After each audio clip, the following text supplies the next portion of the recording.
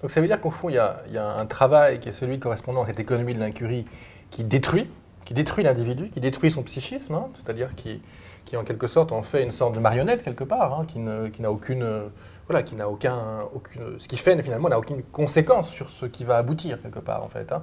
Voilà, il sert des boulons quelque part en fait. Hein. C'est une machine, c'est le terrorisme quelque part d'une certaine manière. Il est dépossédé, disons. Il est dépossédé. Voilà, il est dépossédé. De ce savoir. Donc on passe d'une logique finalement qui était celle de la massification, qui était celle d'une dépossession quelque part. Hein. C'est la même chose au niveau de la culture. Là on parle du travail, hein, mais c'est exactement le même mécanisme. Donc il y a d'un côté ce travail qui désindividue, hein, c'est-à-dire qui désingularise, et de l'autre, ce que vous dites, c'est qu'il y a un travail qui au fond serait peut-être plus proche de celui de l'artisan quelque part, hein, qui au contraire participe à la construction de l'individu, à son individuation. Quelque part. Moi, c'est vrai que souvent, je fais une comparaison, je parle des tisserands, donc des ludites, en disant, mais non, ce n'était pas juste des casseurs de machines, ils cassaient les machines qui détruisaient leur savoir, leur manière de faire, de vivre, leur rapport à la machine.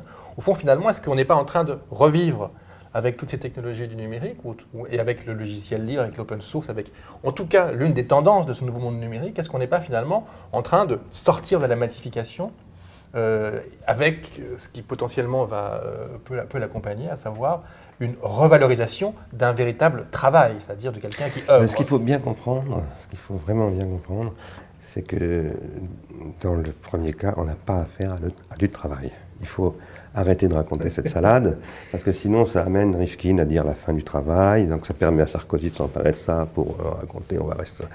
Non, et c'est la confusion totale. Donc il faut être précis. Ça n'est pas du travail, c'est de l'emploi. Ce n'est pas la même chose. Progressivement, le travail est absorbé par l'emploi.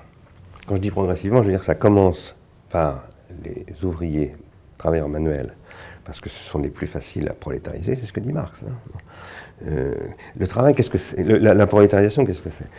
C'est la transformation du travail en emploi, sachant que le travail, c'est du savoir, et que progressivement, avec l'automatisation notamment, ce savoir est incorporé dans les machines, et du coup, il quitte le travailleur, qui du coup n'est plus un travailleur, mais un employé. Voilà. Et ça, c'est vrai. Marx disait ça en 1848, ça commence par les travailleurs manuels, ça touchera ensuite tout le monde. Et alors que Greenspan dit « Mon savoir, mais j'en ai plus du savoir, il est passé dans le... » Il dit la même chose. Et c'est le patron de la Banque fédérale des États-Unis. Donc c'est un prolo qui doit toucher 3 ou 4 millions de dollars par mois. Mais voilà. Et c'est un employé, c'est pas un travailleur. C'est un employé, et cet emploi, alors il faut savoir deux choses importantes, c'est que cet emploi, qui s'appelle aussi le salariat, puisque c'est le nom qu'en général en économie on utilise, le salariat.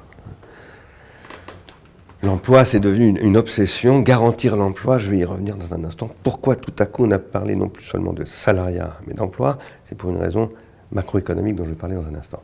Mais le salariat, c'est ce qui tend à entrer en crise, et ça c'est ce que dit Karl Marx aussi, hein, lorsqu'il parle de la baisse tendancielle du taux de profit.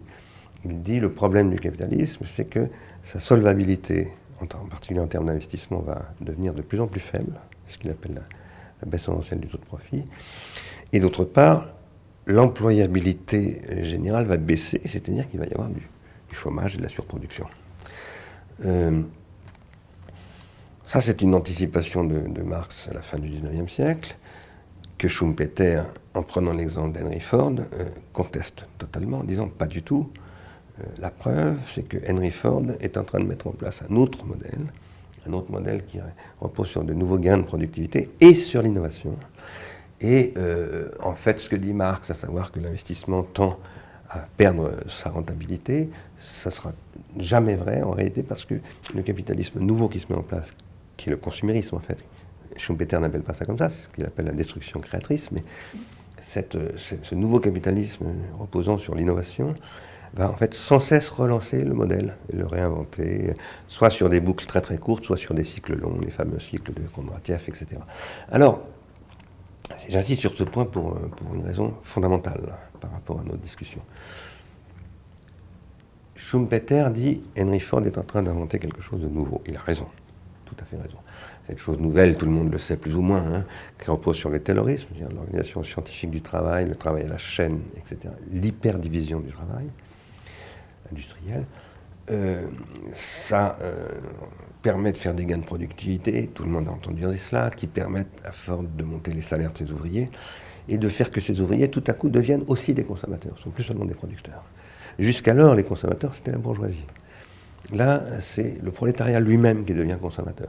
C'est très intéressant, d'abord parce que c'est un pouvoir intégrateur sur le plan politique, ça neutralise les oppositions syndicales d'extrême gauche, etc. Et ça fait que les gens, par exemple, le mythe américain, c'est, voilà, tout ouvrier américain est heureux d'être un ouvrier américain. Bon, il gagne bien sa vie, il a une bagnole, il a la télé, c'est le modèle que j'ai connu ça quand j'étais petit. Tous les ouvriers français admiraient le modèle américain. Bon. Mais qu'est-ce qui a rendu ça possible? Ça n'est pas en fait le Fordisme simplement. Parce que le Fordisme se développe à partir de 1912 à peu près. Mais en fait, ce développement va prendre, en fait, pour qu'il se consolide vraiment, il va falloir plus de 20 ans. Pour des raisons de contradictions micro- et macroéconomiques internes au modèle américain notamment. Mais pas seulement pour cela.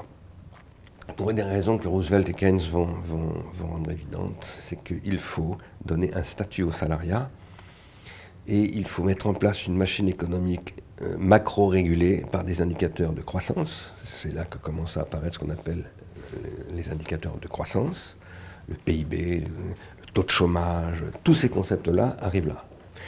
Et une société se porte bien quand elle arrive, bon, il peut y avoir un peu de chômeurs, mais pas trop, parce qu'il faut que le système soit solvable. Et tout ça va conduire à ce qu'on appelle l'État-providence. Et c'est cela que la révolution conservatrice, à la fin des années 70, va liquider. Va liquider pour toutes sortes de raisons, d'ailleurs. D'abord parce qu'il y a une réalité économique et que les nouveaux pays industriels, les pays émergents, comme on les appelle, sont devenus des concurrents importants pour l'Occident. Et qu'un choix est fait par le capitalisme anglo-saxon, c'est de dire, après tout, on investit dans ces pays-là. Donc, c'est plus des concurrents, ça devient des zones dans lesquelles le capital financier investit et spécule. Et d'autre part, le taux de profit a trop baissé. Donc, la théorie de Marx est revenue en fait un peu au premier plan, parce que la rentabilité de l'investissement au début des années 70, c'est 0,3%, je crois. Donc, c'est vraiment très bas. Et donc, il y a aussi une reconquête d'un taux de profit très important. Mais avec un problème, c'est qu'une création d'insolvabilité. Parce que le système ne peut pas être solvable. Il n'y a pas une redistribution de pouvoir d'achat suffisante. À un moment donné, le système se grippe. Les subprimes servent à créer un pouvoir d'achat artificiel, mais c'est une espèce de manière de mettre sous le tapis toute la poussière du système. Et à un moment donné, la poussière ressort forcément, inévitablement. Ça ne peut pas être autrement. Et c'est là qu'a lieu la crise de 2008.